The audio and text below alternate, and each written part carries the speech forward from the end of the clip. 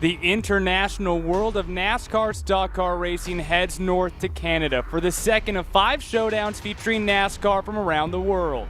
Drivers from NASCAR Mexico, Euro NASCAR, the Canadian NASCAR Pinty Series, and NASCAR Drive for Diversity all enter the sim world in a 5-race sprint to encompass an international all-star battle. Good evening and welcome to round 2 of iRacing's coverage of the 2022 D-Box eNASCAR International iRacing Series powered by Digital Motorsports. Live from iRacing's virtual Canadian Tire Motorsports Park in Bowmanville, Ontario, Canada. Alongside Kenneth Bueno, I am Devin Henry. Ryan Bowers behind the scenes making all the magic happen using cameras provided by Dougie Beard. We enter round number 2 and we go from America in round 1 in Las Vegas up to our first road course of the season up in Canada. And this is a perfect opportunity for our pair of Canadian drivers, Kenneth, to make their statements and try to help Canada get a hold of this international series. Potentially get Canada a win here in this eNASCAR International iRacing Series for season number 3. But one thing also to note, Devin, about tonight's race, this is the background for pretty much a bulk of this entire series field. A lot of guys are experienced on the road courses. It may not be Canadian Tire Motorsports Park specifically. It is the combo of the lefts and rights, the uphills, the downhills, the elevation changes, everything in between. Road course racing is the bread and butter for so many guys in the field. So not only is it the opportunity for the Canadians to strut their stuff in their hometown in sim, it's for everybody else in the field to come back from the oval and say, all right, maybe the oval wasn't my best shot, but tonight at a road course is where I can really show my skill and be able to try to take a win. And tonight, in a 5-race stretch, we only have 2 road courses, this being the first. So, Ken, take us through what we're seeing this season. In terms of what we're seeing on the track, we got a pretty good variety of tracks. We're seeing a lot of diversity, Devin, and Canadian Tire, a track that returns from last season that happened earlier in 2022, was also the second race of the season, much like it is this time around in November. But you got a little more diversity in terms of the oval selection. Daytona International Speedway, the race happening 1 week from tonight's race, and we'll have that. That's going to be unbelievable. Whether we're on the oval or the road course, doesn't matter which one it is, but it is going to be an absolute show. Circuit Zolder also returns to the calendar, provided us a great strategy race and a lot of competition as well from last season. So nice to see it return. That's also a very fun European road course that I'm sure the Whelen Euro Series drivers are really going to enjoy. And then you look at the final race of the season, a track that we have never seen before in this D-Box eNASCAR International iRacing Series. Darlington Raceway, one of the toughest tracks to drive for even the American drivers in the Cup Series, Xfinity Series, and Craftsman Truck Series levels. And for this field, in comparison with the diversity that we have, Darlington is going to provide a great finale and a great end to this championship for this year. And before we enter a bye week, we have this track right here, 10 turns, 2.5 miles. Ken, tell us a little bit more about this track up here in Bowmanville.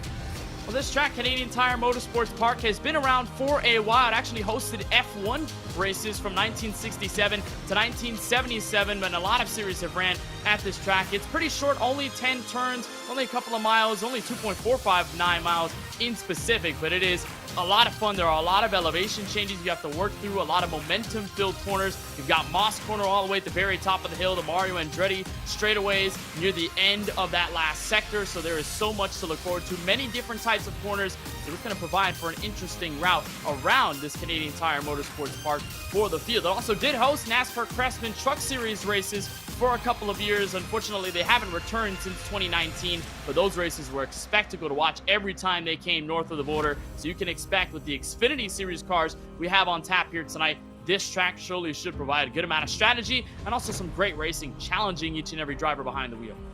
Certainly could be a spectacular race, but Kenneth, take us into what we're going to see during these 300 corners with our race analysis. Well, it's not going to be the longest stretch by any in the imagination. Of course, it's going to be similar to Las Vegas. It's a long enough race where strategy is going to be in the mix, but it isn't going to be long enough where it's going to drag on for too long. We go for 30 laps here from Canadian Tire Motorsports Park, a little over 73 miles, a little over 118 kilometers. But the biggest thing to note, there are unlimited tires in the pits, much like last week at Las Vegas. So you can pit as many times as you want, and tires are going to be a premium, as we'll talk about later tonight. Got one fast repair just in case you have a huge mistake. You get a beat up race car, you can get a clean one on pit road. Everything is fixed setup, and we do have 3 green-white checkered attempts if we need them. And Devin, we only had 1 caution last week at Las Vegas. We may not have any tonight on the road course. And of course, what all of you fans are looking forward to, our giveaway this year once again returns with D-Box Feel It All. We are giving away this entire sim rig. This comes with a play seat rig, racing seats and brackets, a Phonetic direct drive base, Phonetic NASCAR wheel, Phonetic V3 pedals, a Phonetic shifter, a floor mount stand with a 49-inch curved Samsung TV screen for you, and an entire D-Box haptic system, the best motion system on the market. And of course, this is not hydraulic. This is all electric motors, the best in the business that you can get right here, and you can enter from November 12th to December 21st. Sign up at www.dbox.com/eNASCAR/contest. Pick who you think will win the 2022 eNASCAR International iRacing Series and sign up for the D-Box newsletter for your chance to win a digital motorsports NASCAR simulator outfitted with D-Box haptic technology. Yeah, of course, I think everyone is excited for that as we get through the rest of the season, but of course, everyone can join iRacing right now with a massive discount. It is the good old Black Friday sale happening right now. 50% off all new memberships. And I'll give all of you guys a little tip. Me personally, I have never, ever renewed my iRacing subscription not on Black Friday, because you get 25% off all of your renewals and reactivations. Be sure, jump on this offer right now. Either jump in with a new membership at 50% off or renew your membership at 25% off. Black Friday only comes once a year, and it's happening right here on iRacing. Well, Kenneth, with that being said, it is time to set our grid for tonight's second round, the D-Box eNASCAR International iRacing Series powered by Digital Motorsport. We had a tie with an 81.568 on the front row. It is the Canadian himself, a two-time winner in the NASCAR Pinty Series this season. The 17-year-old out of Ontario, Traden Lapcevich, will be on pole. Tying him from the NASCAR Mexico Series, it's going to be Alex de Alba, the 25-year-old who right now sits third in the NASCAR Challenge Series in Mexico. Row number 2 made up of Paul Drapolo, our first European, will be in the field in the third position. Another Mexico Series driver, Jake Cosio, will be on the outside of him. Ulysses Del Sol returns to us. The 25-year-old Frenchman will start in the 5th position. Giorgio Maggi, the 24-year-old Swiss racer, will be in the 6th position. Last week's winner from the NASCAR Mexico Series, Victor Morales Jr., will start in the 7th position. Miguel Gomez will be in the 8th position. Our first American, the Caribbean American, Rajat Garuth, will start in the 9th position. Neo Lambert from the Whelen Series in Europe will round out our top 10, Kenneth. We'll continue drivers from the Whelen Euro Series with UK's own Gordon Barnes in the 148. He will join alongside Justin Campbell in the number 21 out of the Drive for Diversity camp. This is Campbell's first start in this eNASCAR International iRacing Series this season. Andres Perez de Lara in the number 1 machine out of the Mexico Series will be inside of row number 7, and you will have fellow Mexico Series driver Aaron Cosio in the number 18 out of Mexico City. Jean-Philippe Bergeron, the second Canadian in this field, will line up the top 15 out of the NASCAR Pinty Series, and he will have Gil Linster in the number 56 to his outside. The final drivers in the field, a total of 7 of them after P16. Alberto Nasca in the number 54 for the Whelen Euro Series will be 17th. Giancarlo Vecchi in the number 75 will be 18th out of the Mexico Series. Rodrigo de Colombres Sarmiento in the number 64 will be inside P19. Ruben Garcia starting deep in the field outside in P20. The final 3 drivers in this field include the number 17 out of Nuevo Leon, Mexico, Marcelo Garcia making his first start, Maximiliano Gutierrez in the number 37, and Luli Del Castello rounding up the rear of the field, 23 cars strong from Canadian Tire Motorsports Park. And to get all the updates with eNASCAR, it comes from everywhere, not just here in the International Series, but of course we have so much more like the Contender Series happening right now. And of course the eNASCAR Coca-Cola iRacing Series. Just go ahead, scan that QR code on your screen, sign up now, get all the latest news and updates. And of course, this is a very special eNASCAR series. These are all real-world drivers from across the globe in NASCAR sanctioned series, making our only appearance in virtual Canada in our 5-race sprint series. In fact, our only other non-American track will actually be Circuit Zolder in Germany, a place that many of these Whelen Euro Series drivers know oh so well. As we get oh so close to the start of this race, Kenneth, the keys to taking home the victory here in Canada. One of the biggest keys to get to victory lane and to survive long enough in this race is to take care of those rear tires. We talked about the right front being a concern at the 1.5 miler at Las Vegas last week. Tonight on this road course, as hot as it is, and with the low downforce cars you've got, you need to take care of the rears. Also make sure that you're able to keep momentum up. This track is not about slow corners and fast exits. It's more about fast exits and fast entrances as well. You got to keep the momentum wound up as the field comes out of the final corner for the green flag. The Canadian with a chance to protect home turf. We are underway from Canadian Tire Motorsports Park for the D-Box International Series. Lapcevich quickly overtakes the lead, and everybody else scrambles here through turn number 1.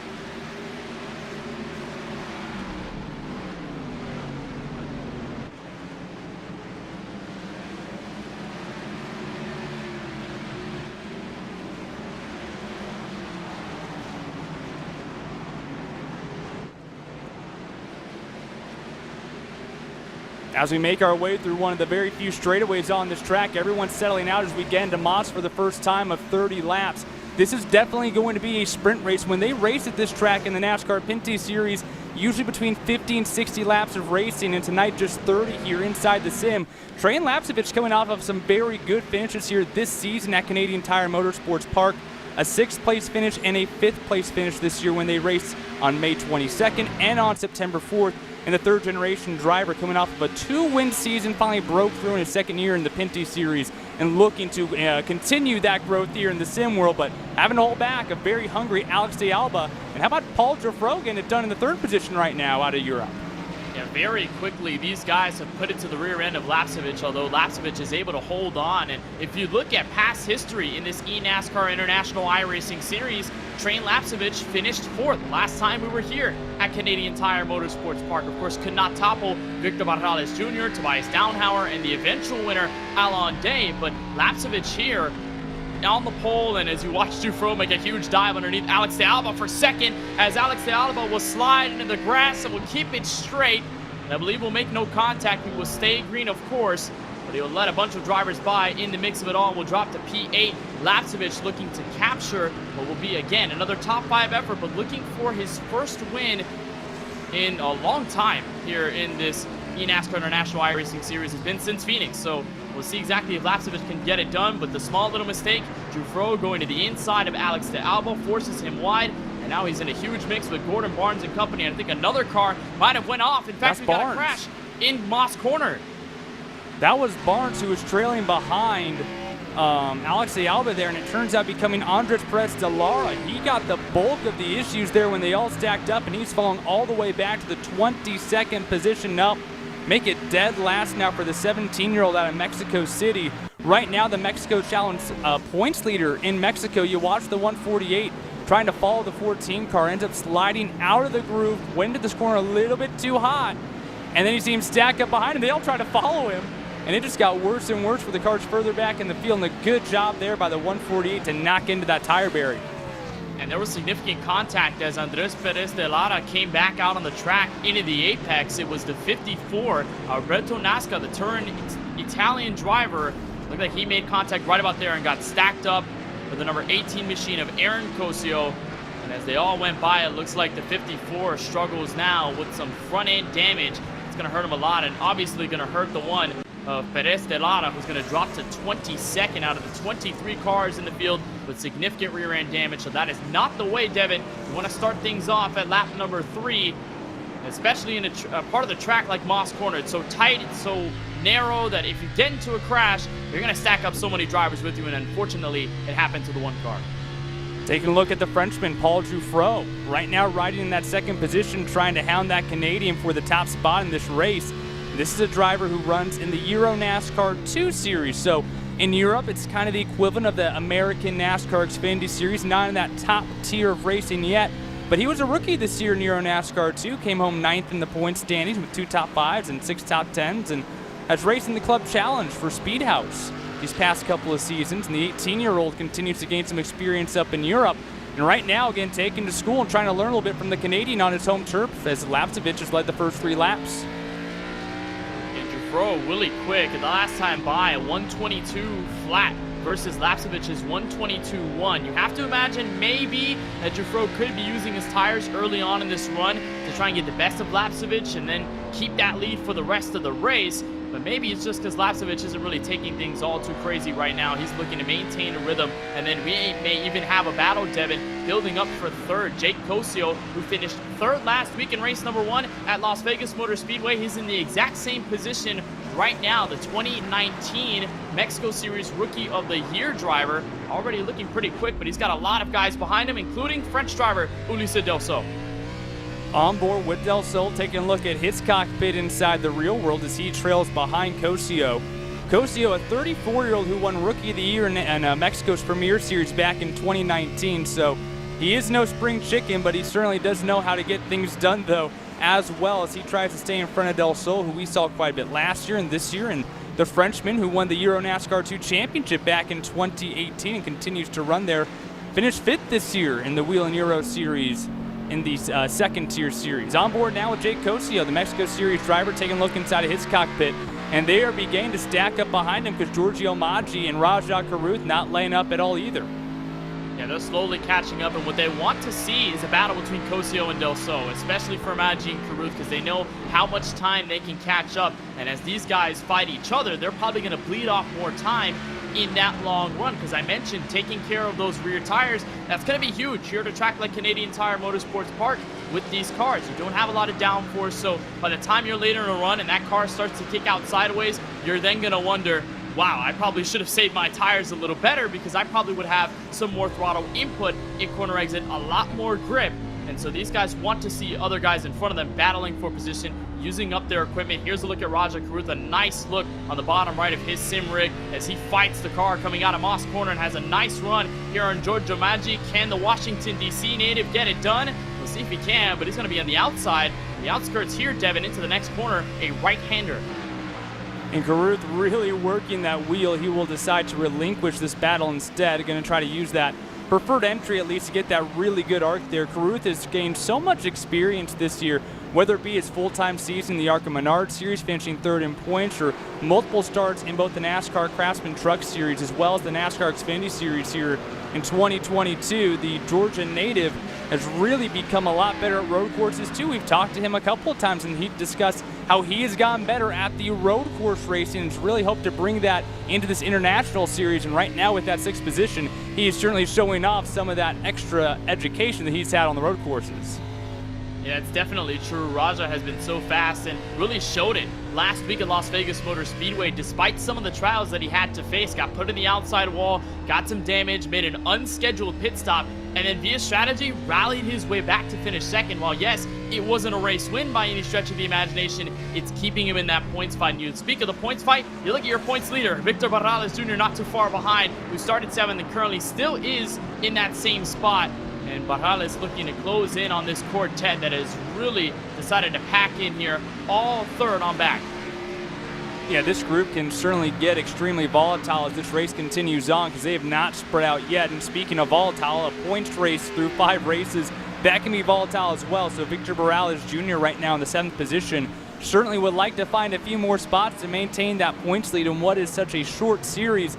And heading in 2 weeks from now to a track that is oh so known, oh so well for its unpredictability, going to the Daytona Oval, the first ever super speedway in the D-Box International Series. So that's going to be a massive, massive undertaking for a lot of these drivers because there are only 2 drivers entered in the entire league who have ever ran at a super speedway in real life. Everybody else only has the sim racing experience, so we'll see exactly how they're able to take on Daytona here in 2 weeks' time.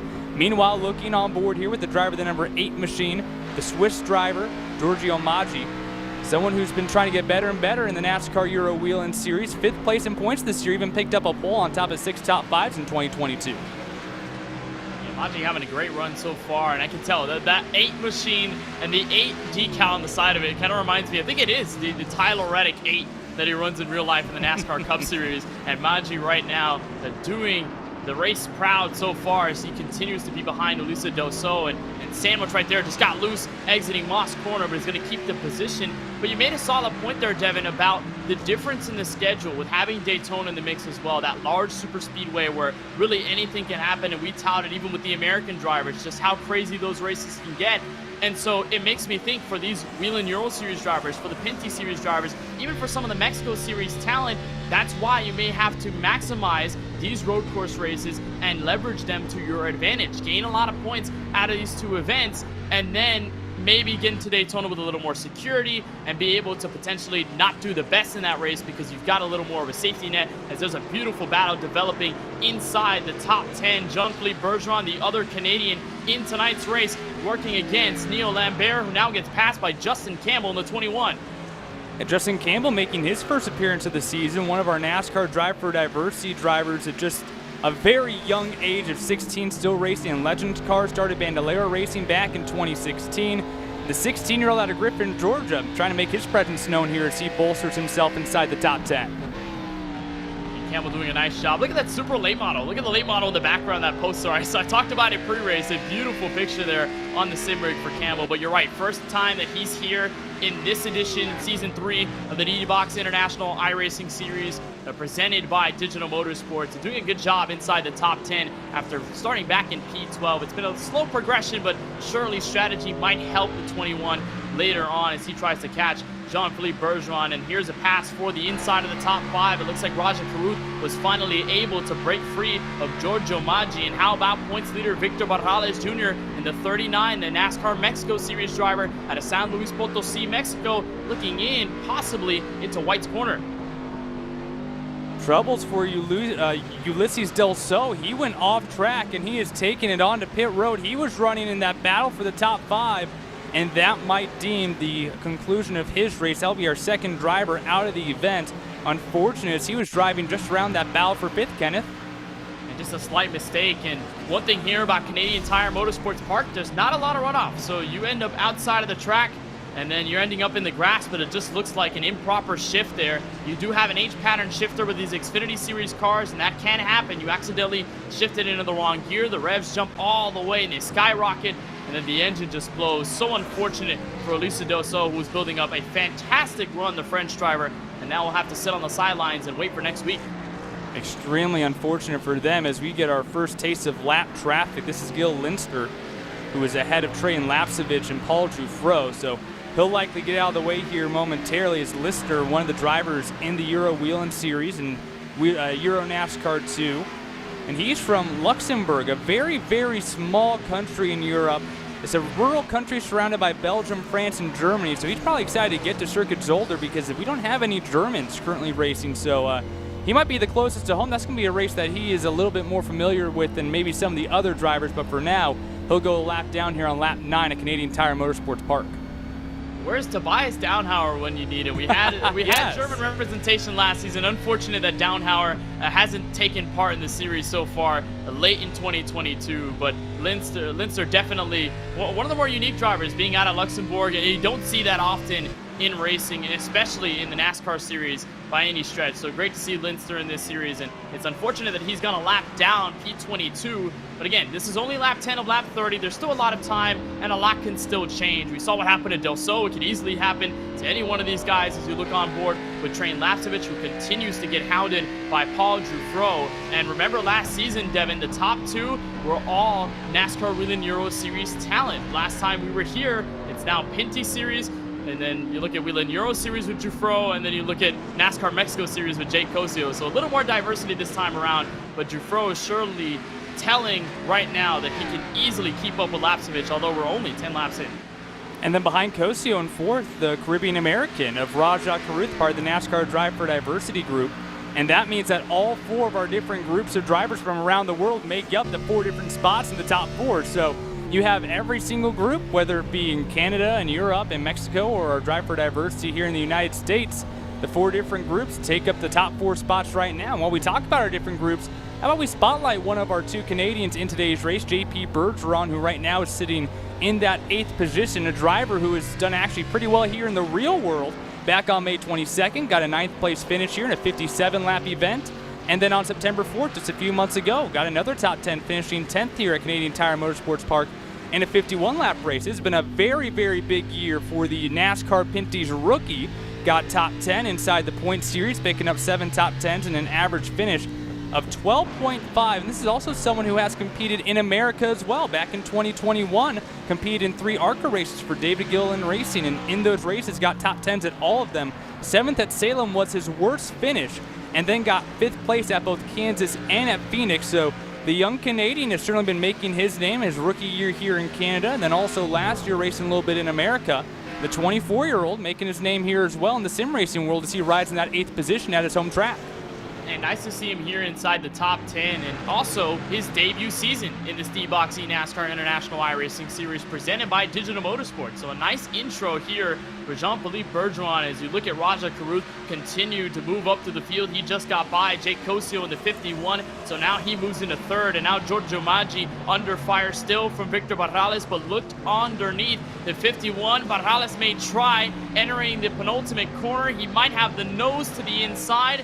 And it looks like Maggi will be able to hold the spot, but Caruth, a lot of quickness here early on in the opening 11. It's just now he's 4.1 seconds and counting from Jufro and Lapsevich 1st and 2nd. And Kenneth, how about the back part of this group? You have your current points leader, last week's winner, Victor Barrales Jr., and then the man who qualified 2nd until he went off track, Alex de Alba, right now riding that 7th position as well. Take a look back here what happened to Raja Caruth, as he has been absolutely on top of all these grip strips and finally pushes him out, and Cosio is the one who makes the mistake in front of him, and Sunoco versus Havoline goes at it. Gotta love the sponsorship battle there. I love that reference. I love that reference. But that's profiting off a mistake, and that's something that we see a lot at these road courses. And another key to being fast at tracks like these, where they test you with so many different types of lefts and rights, is to avoid those mistakes, avoid those little mishaps, and try to be away from the grass and not get the car as sideways as maybe you can, and getting away with it without completely spinning out. That's just a little mistake there by Cosio, and Caruth noticed it and said, all right, Adam Wass corner, that's the Mario Andretti straightaway, probably the best chance I have at getting the door open and moving my way through. So a slight mistake by Cosio, drops into 4th, and Caruth, as fast as he is, now moving into 3rd. Cosio, though, not going to bring it out without a fight as you look on board with Victor Barrales Jr. Like you mentioned, Devin, our current points leader after the win at Las Vegas Motor Speedway, the San Luis Potosi, Mexico driver, 24 years old, and what a talent Barrales has been in this series over the past couple of seasons, and last season really showed how fast he was. This season proving to be no different. And Barrales knows how to go fast inside of iRacing. Back during the pandemic when all the series shut down, the NASCAR Mexico Series, much like in America, they formed an iRacing series, and Barrales won that 2020 championship as Maggi gets wicked sideways and drifts his way to not fall into the grass. He's going to stay towards the tail end of this pack. What a tremendous save there by Giorgio Maggi to stay alive. A nice save there, and again, clipping that grass could be a death sentence for these cars, but for Maggi, able to keep it straight despite having the left rear completely in that grass. And you watch him now coming out of the Moss corner here onto the Mario Andretti straightaway. That is lost track position, but one thing that we really haven't pointed out, Devin, that's going to be a factor is pit road strategy. We're 13 laps in this race. We're getting to halfway of this 30-lap feature, so at some point you're going to have the field come down for service, and while that's a little mistake there by Maggi, he drifts off course and falls to 7th. He can pick all that back up via strategy, and tires are going to matter here. I believe there's one car on pit road. That is Luli de Castello. I'm not sure if that's scheduled or not, but the 24 goes 1 lap down, but that may be a preview of what we're expecting to see. Pit stops could come rather soon.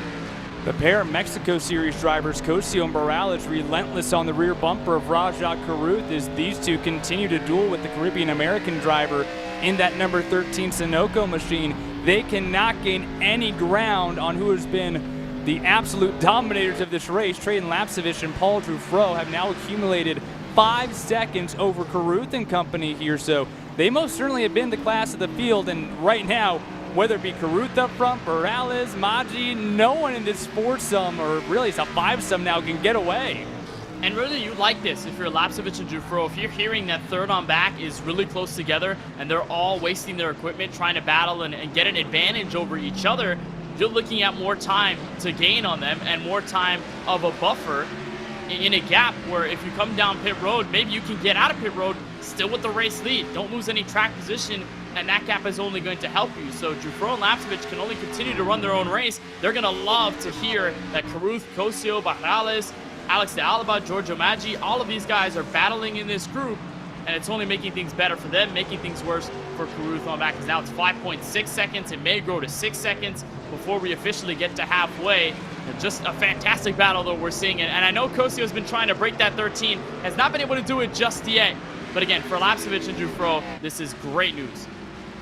Caruth continues to lead 3 straight Mexico Series drivers, Cosio, Morales, and De Alba. And for what happens in the Mexico Series, for those of you who don't know, it's very similarly structured to what they do in America. They have their own truck series at the bottom of the national circuit, if you will.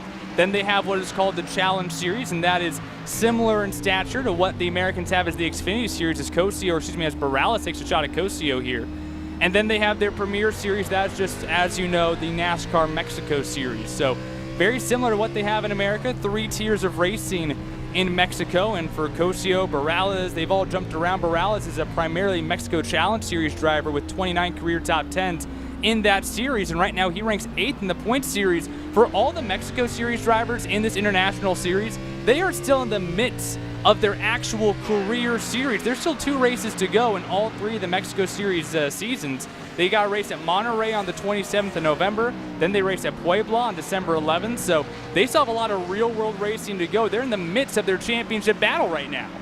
And not often you do see that. I know we talked about it in a little bit at Las Vegas Motor Speedway in the opening round, but oftentimes you don't see a lot of drivers compete in real life alongside competing in the sim. A lot of guys that are from the Cup Series, the Xfinity Series, or even the Truck Series, a lot of them stay away from the sim while they're racing in real life because they're racing in real life. They have that occupied with them, but it's cool to see the NASCAR Mexico Series drivers in the midst of their championship season be focused on that and also have a little bit of time to be on the sim, have a little bit of fun as you ride on board with Train Lapcevic, who has been the class of the field. And Devin, I think you brought up that juju a little earlier on in tonight's race. The Canadians defending their home ground, Lapcevic doing exactly that into 15 laps to go.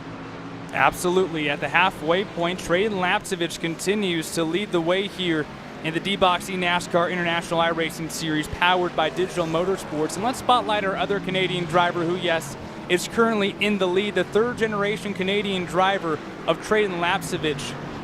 Out of Grimsby, Ontario, is just a mere 17 years old, but that is only 1 year older than when his brother, Caden Lapcevic, won the 2016 Pinty Series Championship at just 16 years old. And Lapcevic, in his rookie or his second full season campaign in the Pinty Series, ran very well here at Canadian Tire Motorsports Park on May 22nd, finished 6th. On September 4th, finished 5th. And this year has really broke out. He has 2 career wins this season. And of course, he would like to win here both in the real world and in the sim world. His father, Jeff Lapcevic, actually won at this track in the real world back in 2004 in the series that became the NASCAR Pinty Series. And right now we have our first drivers coming down onto pit road. Jake Cosio, the first of our lead pack, going down for service right past the halfway point. And it's interesting here that Cosio came all by himself and nobody joined him. I was expecting maybe a couple of cars, maybe 2 or 3 in a batch to come all in at once. And it looks like Cosio just going to be the sole driver on the pit lane for now, and actually almost about missed his stall. And he's a little bit short, so I had to creep up a little bit. That loses him a bit of time. And now it's all on the rest of the field. It's going to be more of a just waiting game for somebody to kick the chain off. It looks like the 51 has done that. So it's all on Dufresne, Lapcevic, Caruth, Barrales, all of these guys in the midst of the top 10 to look for their stop, which should be the last stop in tonight's race, the only one that we should expect past halfway. And you can imagine how graceful these guys are going to be once they get on those new tires. It's going to be cold, it's going to be rough for a little while, but it's going to be way better. They're going to pick up the pace once more from these tires that have taken a beating over the first 17. We'll see if Lapcevic and Dufresne will be the next ones to strike. I can imagine that Caruth and Barrales, Alex de Alba in that second pack will be the next ones to come in. It's just a matter of waiting. Looks like first and second will stay out, so we'll just see if Caruth and company will come down, and if anyone joins, Cosio pitting a lap later. Got Caruth in the blue and the yellow Sunoco 13. No one in the second group will decide to take service onto pit road. And you have to wonder, Kenneth, if you're Paul Dufresne, the 18-year-old Frenchman, do you want to go off sequence here with Train Lapcevic and just try to either short or long pit this just so that you're no longer racing him? Or do you want to have that target in front of you? Because sometimes for all these drivers, if you're able to have that car in front of you as a marker, sometimes that is enough just to kind of make you go a little bit fast, try to catch that rabbit in front of you. So 2 different mindsets here if they want to go off strategy or not. I think here in Jufro's case, he's been so even with your race leader Lapsevich. It really hasn't felt like a huge separation between the 20 and the 33. If you're Jufro, I'd probably just go for the overcut. I think you'd stay out maybe an extra lap or two, let Lapsevich get a little comfortable in his strategy, and then have the fresher tires to the end, because those are going to be the premium. And Jufro, as fast as he is, he can easily level off or even be a little faster than Lapsevich out on the racetrack. So if there was a larger discrepancy, I'd probably say an undercut just to be safe. But I think if you're that 33, you want to stay out an extra lap. You want to stay for as long as you can before running out of fuel, and then have the fresher tires over Lapsevich, who has been easily the dominant car all night long. But so far, Jufro nor Lapsevich are going to come in, so we continue to wait. And that, I feel like, maybe could make things a little concerning for Jake Cosio. Maybe he pitted a little too early, and if he could have stayed out a lot longer, maybe he would have fresher tires for the last 10 laps.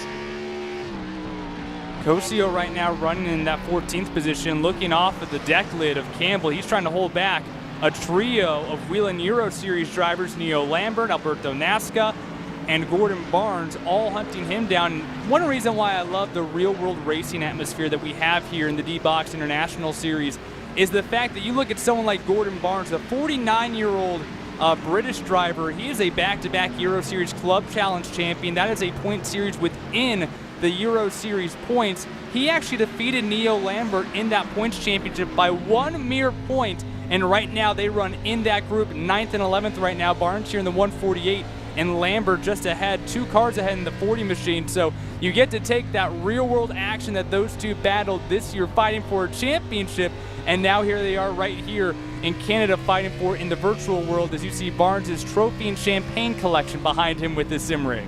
I love that. I love having that in the background. All of the accolades for Barnes as he continues to pick up speed and hunt down this battle inside the top 10. It was a great fight between Campbell and Neo Lambert in the number 40 machine. But I love that, the parallelism there of racing in real life and then getting to see them in the sim in the race, and then being able to compete with them not only on track in real life but on track on iRacing as well. And Lambert, I mean, it's been a great season for him, losing the points by 1 point, but it was his first season in Euro NASCAR, and Lambert putting up a show right now and holding off Alberto Nasca in the number 54 and the aforementioned Barnes in the 148. I think Campbell might have just let things go, and he has broken free of this battle. We'll see if they all come down for the pits. The answer going to be no. So again, another lap where these guys are looking to stay out once more. But Lambert, you can tell he's struggling with the tires, and so is Barnes. Wicked sideways off the final corner. And as this group continues to battle, you see the pack of 3 not too far behind them, led by Aaron Cosio. Yeah, not Jake Cosio, Aaron Cosio in the front of that pack. Jake Cosio is at the tail end of that 3-car pack as Neo Lambert slides on back, an issue for that 40 machine. And also Miguel Gomez, haven't talked a lot about the number 46 machine, but the driver out of Portugal right now running just outside the top 10. And that beautiful paint scheme in the number 46, but now he's going to be under fire from Jake Cosio in the 51, or at least he was, and now looks like Aaron Cosio is also going to follow. So the 2 Cosio is going to ride 11th and 12th, and Jake just trying to catch up as much as he can on the fresher tires. It looks like it's going to be easy work here on Gordon Barnes, and nice to see Miguel Gomez with that camera on the bottom right, and great run so far for Gomez if you keep this up and have a couple of cars in front of him. He's got some targets right there with strategy, or maybe even with just on-track raw racing, that he could just pick up a couple of spots, get a top 10, and potentially move himself up in the point standings. He was a driver that came home P4 in Las Vegas Motor Speedway in the first round. So if he can keep this up, maybe get a better finish tonight from Canadian Tire Motorsports Park, or maybe just get a solid point stay, this could keep him in the championship fight. And Gomez made history when he joined the NASCAR Whelen Euro Series as the first ever full-time Portuguese driver in any level of Euro NASCAR, and was someone who picked up a top 10 in his rookie season back in 2021, finished 16th in Euro NASCAR 2 this past season as well. So a history maker with Euro NASCAR, and of course Euro NASCAR will be making more history this year on March 4th and 5th when they head for the first ever NASCAR Arctic Ice Race. They will be racing on a frozen lake in a preseason exhibition in Finland coming up in March. And actually that race is going to be where some of you guys might actually be watching this race, the Euro NASCAR YouTube page. That's where that race will be available to watch on March 4th and 5th. So be sure to join that, because that's going to be a ton of fun when we get to see NASCAR from any country at any level race on ice for the first time. Oh, that's going to be so much fun. I know we talk about the excitement whenever we go dirt racing in NASCAR and how sideways they get and how muddy it gets, but when you put ice in that situation, my goodness, we're mastering the elements in NASCAR. Or maybe we get an ice race in NASCAR, in NASCAR 2 and iRacing. Who knows? There you go. I like that. Ice racing is going to be so much fun when it happens. And to your point, Kenneth, the Pinty Series, as Trey Lapcevich continue to try to hold off Paul Jufro. They raced on dirt for the first time this year. They actually brought Kenny Schrader on over to Canada to participate in that race, the first ever dirt race for the NASCAR Pinty Series. Then, of course, NASCAR in America running in a stadium for the first-ish time, at least in the modern era of NASCAR. So a lot of firsts coming up these past couple of years across all of NASCAR, including the brand new NASCAR Brazil Sprint race with NASCAR's acquisition of the Sprint Series in Brazil. Hopefully we'll get to see some Brazilian drivers here in the D-Box eNASCAR International iRacing Series in 1 year's time. Trouble for multiple drivers here. The 46 of Miguel Gomez in the wall. Neo Lambert is going to get in this as well. And it looked like Aaron Cosio got way out of shape too. Yeah, they were going downhill and then just merged together. The 18 makes contact to the right rear of the 46. You'll see it here. In turn one, they make contact for the first time. They go sideways, but all is well. And then right here, just slams into the 46. Miguel goes hard into the outside wall, and then Lambert trying to avoid it. Could not see it as he was cresting over the hill. It's a blind corner to the left. And then Lambert, unfortunately, the innocent bystander and all of that, and what's going to absolutely destroy a great run that he was building up. He's going to drop to 14 and maybe drop even more spots as you look at Jufro and Lapcevich getting closer together for the race lead going through the first half of the course. And things gain intense, not just that casualty right there, but Jufro continuing to take shots as next time by it will only be 7 laps remaining in this second race of a 5-race season, so a lot to vie for here. Here's Castello, who's in front of your leaders right now. The next car to go 1 lap down. Little bit of brake smoke there off the tires as the leaders continue to hound on forward here. I think we might have had more contact for third on back. Caruth in the same corner, I believe, about where the 46 and the 18 made contact, went wide, slid in the grass, came back up the track, and then Barrales got into the rear end and knocked the 13 back into the wall. Here's a look at Caruth, who pretty much opened the gap from Barrales after it looks like the 39 might have made a mistake. And then right here, the 13 slides off. He's going to slide again right now in Moss Corner. But then he rejoins the track right about here, trying to pick it up back to the gears, and bam! Barrales goes right into him in the 13 hard into the inside wall. 2 weeks in a row with some major damage for Rajah Caruth. He was just kind of running in that racing line, and Barrales and Maggi all wanted to jump in.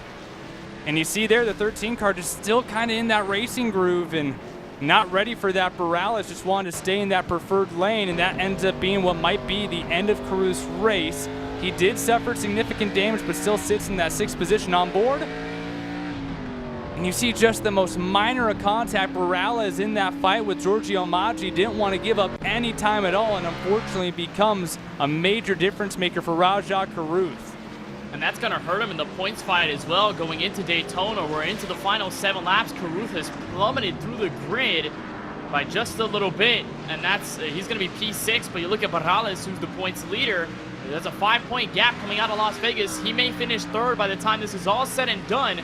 So this is going to hurt Caruth's chances of being inside of the top 3, or at least getting closer to your points leader at this point. And what I've also noticed, Evan, is that these guys have not come down pit road, and I don't think they plan to. I'm not sure if they can make it all the way to the end of the race. It looks like Jake Cosio was really the only one to gamble the call onto the pit lane, as he's currently 8th. But for all these guys, lap after lap, they ignore that entrance to the pit lane. So can they make it, and can the tires last that long either?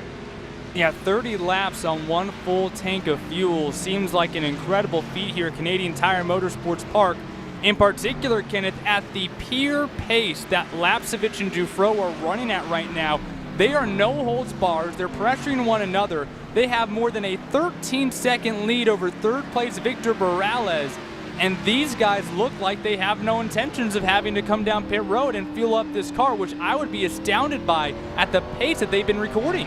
And also with the tires, the rear tires have to be struggling at this point. The fastest lap set in tonight's race, 1:21.9, and that was set by Lapcevich and Paul Jufro 1st and second. Right now, they're setting laps in the 124s and even some in the top 5 running in the 125. So that's a couple of seconds you're looking at and fall off completely as the Goodyear Eagles are screaming for grip at this track surface that only has continued to remain at 100 degrees Fahrenheit. And it has been so tough for all these guys to keep the car straight. But inside 6 laps to go, coming to 5, you have to imagine they are gunning for the end of the race. They are not looking for pit strategy. Now will be too late. And whatever they have, they're going to have to deal with it. But can Dufresne find a mistake in Lapsevic's long run to take the race lead away? A track of just about 2.5 miles, just short of 4 kilometers long, that opened back in 1961. It's short, it's just 10 corners, but boys, it's so difficult to comprehend and to understand. Some of the best have won here. Kenneth, you mentioned how this was the first ever location for the Canadian GP and F1. They raced here from 1967 to 1977. And in the course of that time, the only repeat winner was Jackie Stewart. IMSA races here. American Le Mans runs here. Used to run here very often. Of course, you mentioned the Craftsman Truck Series for the NASCAR American Series. And also USAC Champ Car ran here 6 times between 1967 and 1978. AJ Foyt, Dan Gurney, Bobby Unser, all winners here at Canadian Tire Motorsports Park back in the olden days. And of course, this racetrack has really not gotten any easier to drive in sim or in the real world. But boy, have the cream risen to the top tonight as Lapcevic and Dufresne continue to put a beating on this field. Can they make it another 5 laps without fuel and without some fresh Goodyear rubber, because they've been abusing those tires? And can Dufresne break into Lapcevic's defense? It felt like Dufresne could get close, but he can never get the cigar and can never break free from the 20. And these final handful of laps might be that opportunity for Dufresne. The only thing he needs to do is avoid a mistake to take him out of contention. You're right on board with Dufresne, the French driver, coming out of the final 2 corners. We'll look for the front straightaway, and for 4 laps to go, that's a nice exit out of turn number 10. You look back for turn number 1, and by the way, you think of Lapcevic and Dufresne, drivers who have not really won all that much, or really haven't won at all. Dufresne, not a winner in this eNASCAR International iRacing Series. Lapcevic only a 1-time winner at Phoenix, the final race of last season's festivities early in 2022. And then you look at last season's trend where it was a new, different winner in Alon Day, winning at Canadian Tire, and then going on a streak to then win the series championship. Can we see the same happen with these 2 young drivers? Can they take the win and potentially run away with the championship if they get enough momentum? Only the final 3.5 laps may decide it. And heading up for Moss Corner, Dufresne has a nice run in the braking zone. Well, to your point, Kenneth, we've only had 9 different winners in the we've only had 9 races, in total in this series. On top of that, Alon Day last season won 3 of the 5 races. So winning here has not been something that drivers have just been able to step in and do, with how difficult it is in this series and with how few opportunities there are. But Trey Lapcevic won back in February, the season finale of last season's D-Box NASCAR International iRacing Series. And this time around, a win right now would make him just the 2nd repeat winner in series history, and would also put him on a level of winning at his home track in this International All-Star Fest. And what also makes him, Devin, if he can take the win tonight into the final 3 laps, is a huge double threat. On the ovals, he's good. At Phoenix, he took the win. At Homestead last season, performed relatively well. And even at Las Vegas, did well after starting in the rear of the field. And if he can dominate a road course race like he's been doing tonight from Canadian Tire Motorsports Park, that is a huge problem for the rest of the field, because if he can perform on both levels at both disciplines as a Canadian driver, that is going to be huge, and Lapcevic may use that to his advantage for the series championship. Dufresne does have a couple of laps, though, to have something to say, and he's had a couple of faster sectors than that 20 machine, so it's not over quite yet. But if Lapcevic takes this checkered flag, boy, Devin, we may be in for a show, and Lapcevic may be putting it to the rest of the field to take that title. And as these drivers continue to attack Canadian Tire Motorsports Park, you see Lapcevic kind of running outside the line out of that last corner. You can attack Canadian Tire Motorsports Park too. See if you have what it takes to be putting down lap times like a 124. What are we now, 27 laps into this race? Be sure to either join or renew here during the Black Friday sale. If you're new to iRacing, it is a 50% off discount for anything with that 1st year or 2nd year or 2-year membership.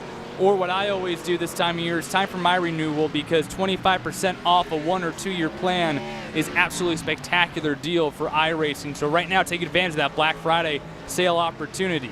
Dufresne has been really consistent on entry so far, Kenneth, and Lapcevich has really been able to get on the gas on corner exit. But right now, if you want to initiate the pass, you need to be good at both. And Dufresne right now just has not been able to make the close on corner exit occasionally.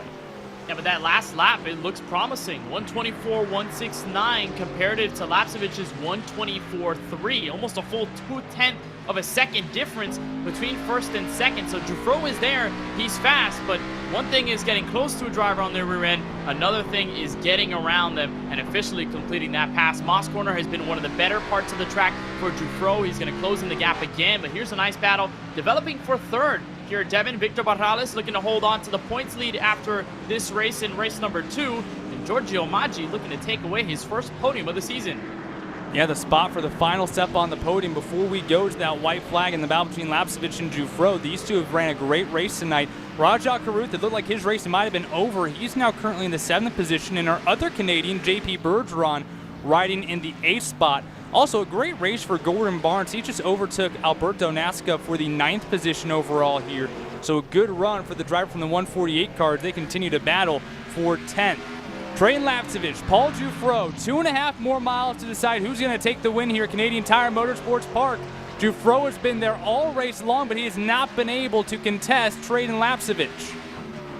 And Dufresne trying to maximize those braking zones. You can tell there's a lot more desperation. He's been close, but he really has not been able to be close enough. Dufresne is going to go wide. He's going to try to use as much of the asphalt as he can. Lapcevich is going to go for a wide arc for an exit out of the apex. And we'll look for Moss Corner. I think this is going to be the biggest opportunity. If you're that 33 of Dufresne, you have to imagine that braking zone is the best part of the track for you. We'll see what they do coming up the hill. Dufresne going to use it. Can he get close? No, he can't. Lapcevich going to hold on to the lead onto the final sector. And boy, you can see just how squirmish these drivers are when they come off the corners and those rear tires skid around. Lapcevich continues to grow his lead oh so slightly. You look on board. Absolute pure determination, resets in the seat here in the final corners. And this is the final handful of opportunities for Dufresne. Lapcevich composed all night long. Dufresne with a huge sand. He'll slide through the curbing, but he won't get there, and it looks like Lapcevich may be able to hold on. Got a little bit squiggly there as they go through the S's one final time, and they head into the final corner. On the outside, Dufresne sent it all the way into the wall. He won't get there. The 17-year-old out of Ontario, Canada, becomes the second ever repeat winner in the D-Box eNASCAR International iRacing Series powered by Digital Motorsports, and he protects home turf here in Canada. Wow, unbelievable finish from those two, and Dufresne, who had been so competitive with Lapcevich, felt like the only driver to really keep up with the 20s pace all night long. You got to give him props for trying. You got to give him props for sticking it to the outside and hoping it would work. And Dufresne will still come home second, so there's going to be a lot of great points for that 33, a lot of momentum to carry as well. But Trey Lapcevich, second win for him in this eNASCAR International iRacing Series. And again, like I said earlier, Devin becomes a double threat, winning on the road course, winning on the oval, and really the first driver, I believe, in series history to do such a thing. Yes, he becomes the first driver in this eNASCAR International Series history to win on a road course and on an oval. Alain Day won all 3 of his races on road courses. Lapcevich, now the second repeat winner in series history, does so on the 1-mile oval at Phoenix and now the 2.5-mile road course on his home turf in Canada. And Trey Lapcevich takes home the victory here in Canada. We'll let him burn it down here out of turn number 10. We'll step aside, and as the final results trickle in, we will take you through our victors in our running order tonight and chat with your podium finishers. This is the D-Box eNASCAR International iRacing Series powered by Digital Motorsports.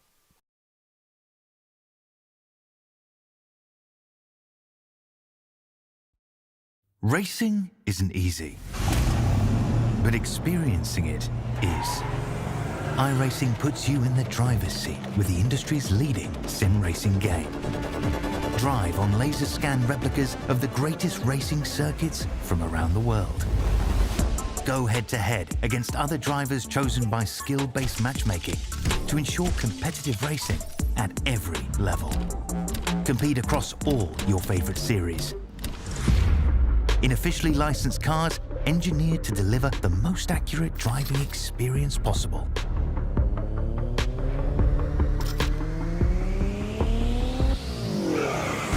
Join a race or host your own with players from across the globe. Race against the computer or in a league with friends. Feel the thrill behind the wheel. Visit iRacing.com.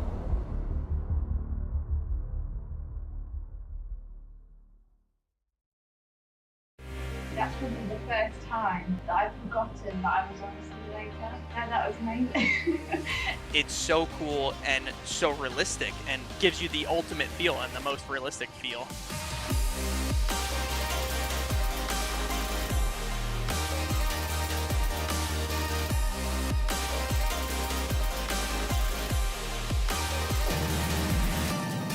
I loved the bumps. They really made me feel like, really realistic.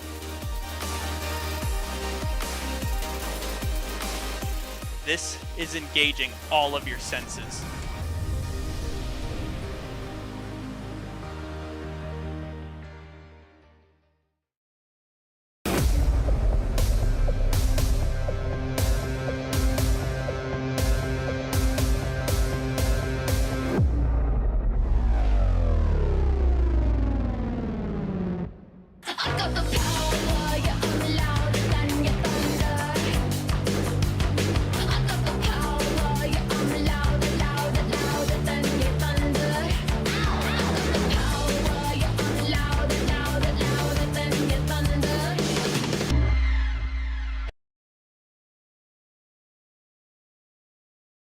Well, we went wire to wire here in Canada as Paul Giuffreau tried to give everything that he could to the Grimsby, Ontario, Canada kid, Trayson Lapcevich, but it was not enough here at Canadian Tire Motorsports Park, and Trayson Lapcevich becomes the second ever repeat winner in the D-Box eNASCAR International iRacing Series powered by Digital Motorsports. Giuffreau will have to settle for second as he still awaits to get himself atop the podium one time. Third place, rounding out our podium, is going to be Victor Morales, who might just retain his points lead. Giorgio Maggi comes home in the fourth position. Mexico Series drivers Jake Cosio and Alex de Alba in fifth and sixth. Rajah Carew somehow, some way manages to battle through after a wreck. He will bring it home in the seventh position. Our other Canadian driver will get a top 10 finish tonight as JP Bergeron comes home in eighth. And a couple of Whelen Euro Series drivers round out our top 10 with Alberto Nasca and Gordon Barnes. Aaron Cosio out of the NASCAR Mexico Series is in P11 at the end of tonight's festivities from Canadian Tire Motorsports Park. And then a pair of Whelen Euro Series talent, Neil Lambert, who unfortunately got into a crash and actually got some damage a little later on in tonight's event, so he comes home 12th. Elisa Del Sol will wrap up tonight in 13th. It'll be 14th for Justin Campbell in the number 21, and he ends up as the last driver on the lead lap. Rodrigo de Colombres Sarmiento in his first start tonight in the 64. He wraps up the top 15. Giancarlo Vecchi in the number 75 will be 16th. It'll be 17th for the 17 car in his first start. Marcelo Garcia. Ruben Garcia joins him alongside in 18th. Miguel Gomez got into a crash in tonight's event. He follows through to 19th, and then it'll be a top 20 for Luli del Castello in the number 24. The final three drivers in tonight's grid, 21st through 23rd, Gil Linster in the number 56, Andres Pelestera in the number 1 machine, and Maximiliano Gutierrez, who made 2 laps, and unfortunately he ends tonight as the last one in this 23-car field.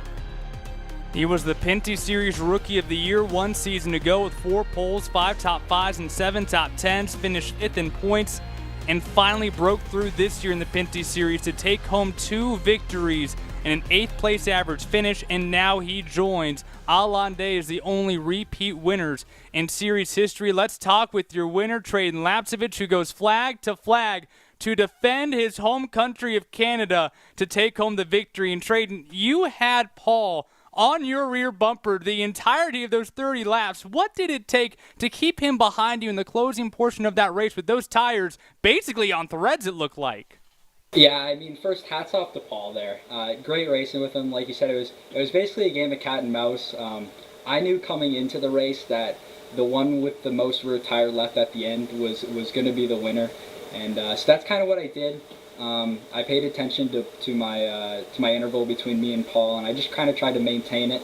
Um, we were talking after the race there, and he said he would get me into the corner, which I saw that in the mirror. But then I had really good exit for the whole race, which really helped. And then yeah, at the end there, I knew he was coming with a full head of steam, so I needed to protect the bottom at all costs. And with this win, you become not only the second ever repeat winner in this series history, but the first to ever win on both an oval and on a road course.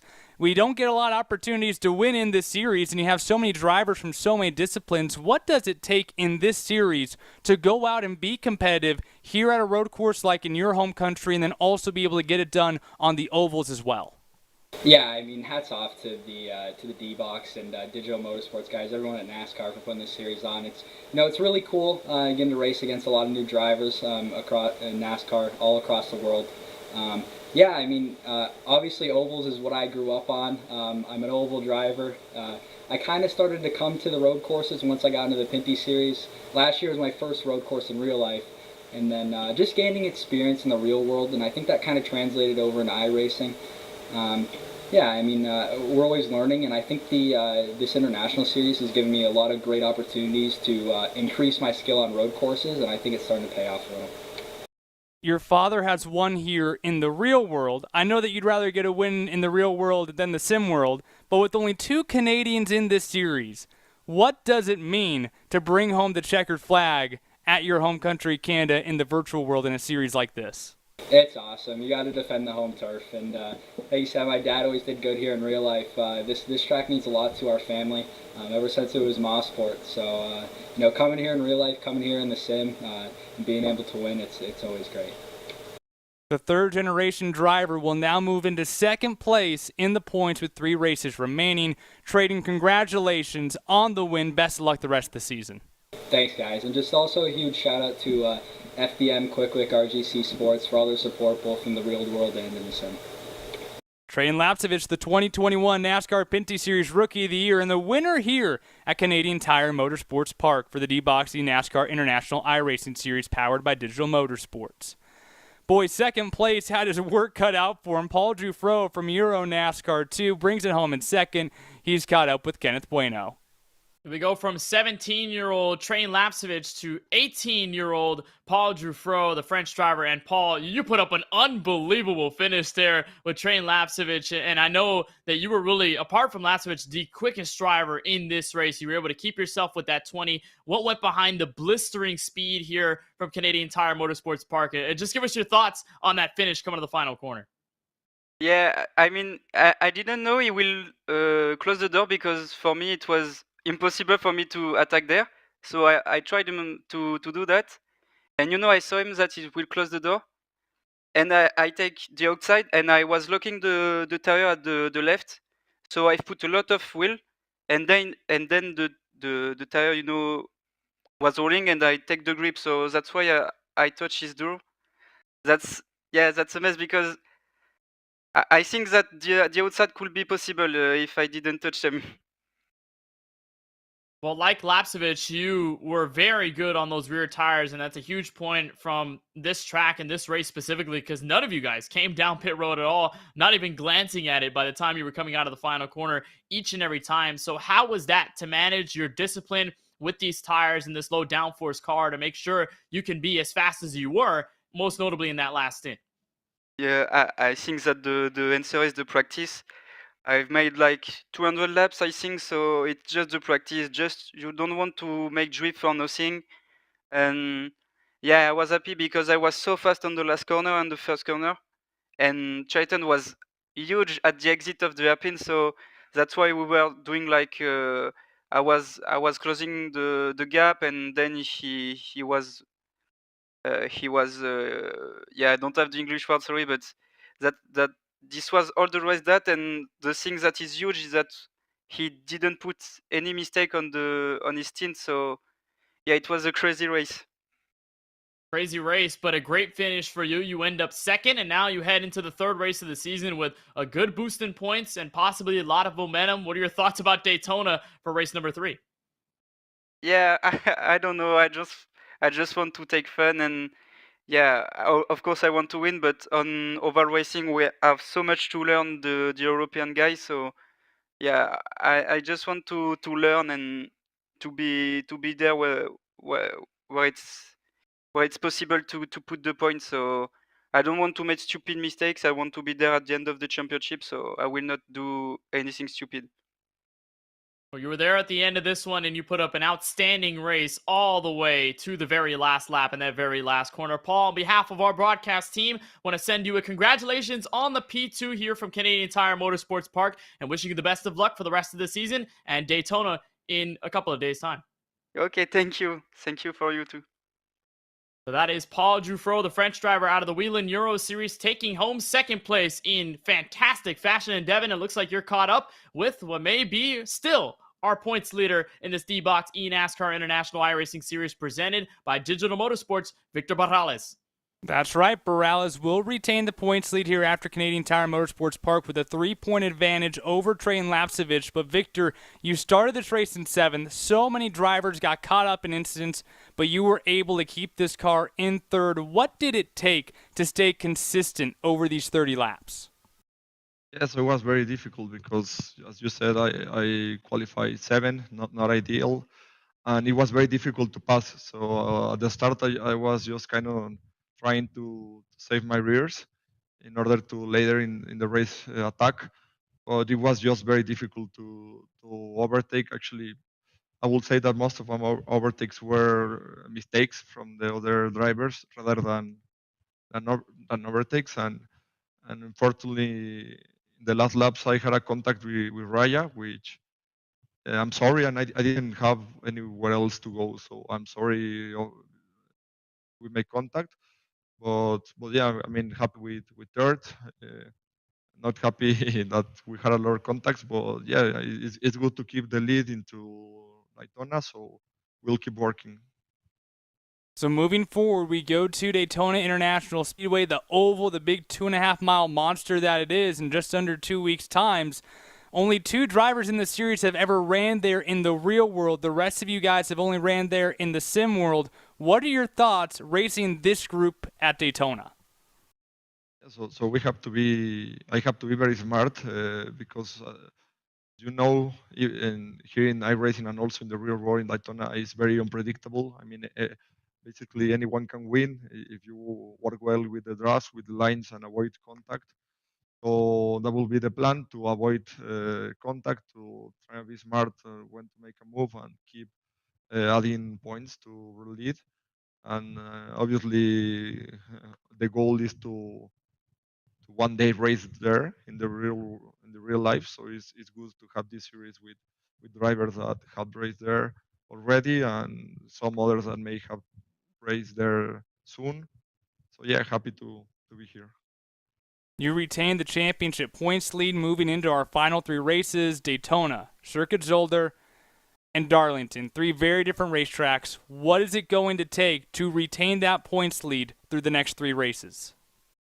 I will say that I mean Daytona, I have to be smart and avoid accidents. But in Zolder and in Darlington, I think that I have to work a lot in qualifying, because I feel like those tracks are like track position tracks, difficult to overtake. So I will practice a lot in order to be able to qualify at the front. And if I able to do that, maybe I will have a good chance at the end. Victor Barrales, your points leader still as we head into the final 3 races. Victor, congratulations on another podium finish. Thank you, and also thank you to all my sponsors. That is Victor Barrales as he takes home the 3rd place finish here in Canada. Another tremendous race here. And how about this? The Canadian takes the win, a European in 2nd, and a Mexican in 3rd. We have 3 different groups taking up the podium here in our 2nd race of the year. Be sure now, if you're not decided yet, it's time to start thinking about it. You need to jump on over at dbox.com/eNASCAR/contest to decide who you think is going to win this 2022 eNASCAR International iRacing Series. and you can sign up for the D-Box newsletter. And if you do those two things, you have a chance to win a digital motorsport NASCAR simulator outfitted with D-Box haptic technology, the best motion system on the market. This giveaway comes with a play seat rig, racing seat and bracket, Phonetic direct drive base, Phonetic NASCAR wheel, Phonetic V3 pedals, Phonetic shifter, a floor stand mount, and a 49-inch curved Samsung screen, and of course the D-Box haptic system, the best on the market. It is not hydraulic, it is electric motors on this son of a gun, and it will get you some really great racing feeling. You can enter anytime between now and December 21st to jump into this contest at d-box.com/eNASCAR/contest. Well, Kenneth, this has been a tremendous run here. I thought we might get a NASCAR Craftsman Truck Series finish there at the end, but Jufro gave it all that he could, but no one could stop the Canadian Traden Lapcevich from going flag to flag to take home the win. And as all of our drivers talked about with Daytona, man, who knows what to expect there. Only 2 of the drivers in this series have ever ran in the real world at Daytona. The rest of them are probably going to be following those 2. We'll talk more about them in a couple weeks. It's just a huge question mark going into Daytona, and I love how even with the international talent, and like us and American counterparts, we all go into Daytona wondering what is going to happen. We never know exactly what's going to pan out, whether we're going to see a last lap pass, who's going to ditch out and make it 3 or 4 wide, whether we see a big one. Daytona is always a huge outlier in this schedule, and it's going to be pivotal for that championship. And I noticed in a lot of the interviews, when we talk about Daytona, when we mention it, they say being smart, don't make stupid mistakes, don't do anything crazy, try to survive. That may just be the only mentality for a lot of these guys wandering into the unknown. But tonight, after a wrap-up from Canadian Tire Motorsports Park, beautiful race. I thought strategy was going to be involved a little more, but I did love the fact that the strategy was in the car, behind the wheel, and we saw a fantastic finish battle out of it. Lapcevich becoming a double threat, winning on the ovals and the road courses. Paul Jufro being oh so close to that first eNASCAR International iRacing Series victory. But if we saw this tonight on our first road course race of the season, I think I'll love what we're going to see in a couple of weeks' time when we have Circuit Zolder on tap. Now let's take one look at the schedule before we let you go, because a major difference in these next 2 weeks is going to be the fact that, one, we are not racing next Tuesday. It will be the following Sunday, December 4th. We are going to have a massive event. They are going to be live in Germany for this event. So on December 4th, that is our next race. That is a Sunday, and we will start at 9 a.m. Eastern. So a big change. Different day of the week, different time. I typically say same bat time, same bat channel. This time it's just the same bat channel because it's going to be on a Sunday at 9 a.m. Mark it down, the first time ever that the D-Box eNASCAR International iRacing Series presented by Digital Motorsports hits a super speedway. Then we will end the year back again on our normal schedule at 6 Eastern here on a Tuesday with Circuit Zolder out in Germany, and we will decide a champion at one of the most difficult ovals in the world, Darlington Raceway, to crown our 3rd champion. For our partners at eNASCAR, for Drew Adamson, Sean Ambrose, Tyler Hudson, Cisco Scaramuza, Travis Soldenberg, and Corey Vervich at iRacing. For Gary Sexton and John Theodore at Podium Esports. For our camera builder, Dougie Beard, and the crew on this afternoon's broadcast, our producer, Ryan Bauer, and my colleague in the booth, Kenneth Bueno, I am Devin Henry. Thank you so much for watching round 2 of the D-Box eNASCAR International iRacing Series powered by Digital Motorsports. We will see you in just over a week's time when we hit Daytona International Speedway for the first ever Super Speedway race in the International Series, 9 a.m. Eastern. Congratulations, Traden Lapcevich, the Canadian, takes home the checkered flag at Canadian Tire Motorsports Park. Have a great rest of your night, everyone.